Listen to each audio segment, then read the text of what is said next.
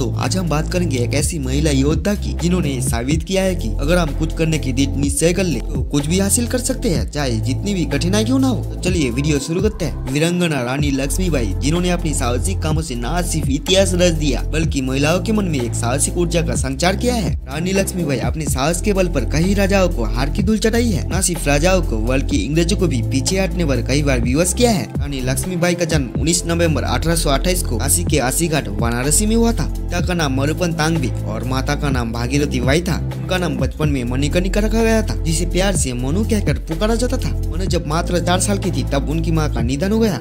मनु के पिता ने मनु को लेकर काशी चले आए, जहां उनके नाना के घर मनु का बचपन बीता। जब मनु की उम्र 12 साल की थी तब उनकी शादी झांसी के राजा गंगाधर राव के साथ कर दिया गया और उनकी शादी के बाद झांसी की आर्थिक स्थिति में बड़ी उछाल देखने को मिला और इसीलिए मनु का नाम बदलकर रानी लक्ष्मीबाई रखा गया। अस्त्र शस्त्र में निपुण रानी लक्ष्मीबाई झांसी किले के अंदर ही एक बड़ी महिला सेना खड़ी कर ली, जिनका संचालन वो स्वयं मर्दानी पोशाक पहनकर करती थी और उनका पति भी ये सब देखकर काफी प्रसन्न होता। कुछ समय बाद रानी लक्ष्मीबाई ने एक पुत्र संतान को जन्म दिया, जिस पर पूरे राज्य खुशियों से झूम उठी। लेकिन ये खुशियाँ ज्यादा दिन नहीं टिकी, क्योंकि कुछ ही महीनों बाद बालक की मृत्यु हो गई। वही दूसरी ओर पुत्र वियोग के आघात से दुखी राजा ने 1853 को प्राण त्याग दिया। इस वक्त पूरी झांसी शोक में डूब गई। ऐसे में अंग्रेजों ने अपनी कुटिल नीति के चलते झांसी पर चढ़ाई कर दी और रानी ने अपनी चतुराई का परिचय देते हुए तोपों से हमला करने की रणनीति बनाई। 14 मार्च 1857 से 8 दिनों तक तोप आग उगलती रही। इंग्रेज सेनापति ह्यूरोज भी रानी लक्ष्मीबाई की साहस देखकर स्तब्ध रह गए, मानो जैसे रानी रणचंडी का साक्षात रूप लग रहे हो। और पीठ पर दत्तक पुत्र दामोदर राव को बांधकर भयंकर युद्ध करी। झांसी की मुट्ठीभर सेना इंग्रेज को बराबर की टक्कर दी और रानी लक्ष्मीबाई समेत उनकी महिला सेनाओं ने भी खूब अच्छे से लड़ी।